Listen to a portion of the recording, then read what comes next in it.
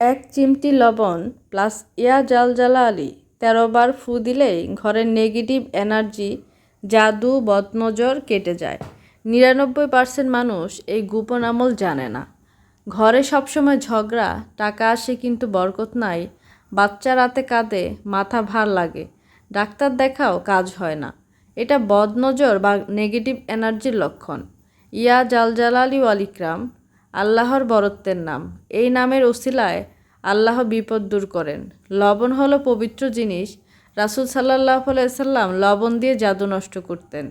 লবণের উপর কোরআনের আয়াত পড়ে ফু দিলে সেই লবণ হয়ে যায় রুকিয়ার লবণ। 13 বার পড়া সুন্নত, কারণ বেজোড় সংখ্যা আল্লাহর কাছে প্রিয়। কিভাবে করবা শোনো। অজু করে মাগরিবের পর বসো। 1 চিমটি লবণ সাদা কাগজে নাও। 3 বার আউযুবিল্লাহ বিসমিল্লাহ পড়ো। ইয়া জালজালালি ওয়াল ইকরাম 13 বার পড়ো। প্রতি 3 বার পর লবণের উপর ফু দাও হালকা।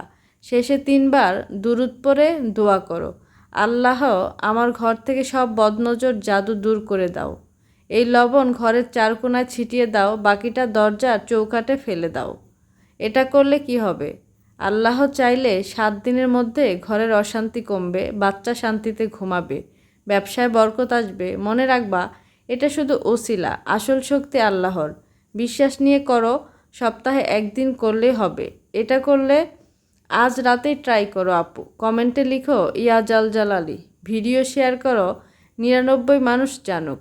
রহমতের বাণীর চ্যানেল সাবস্ক্রাইব করো। আসসালামু আলাইকুম।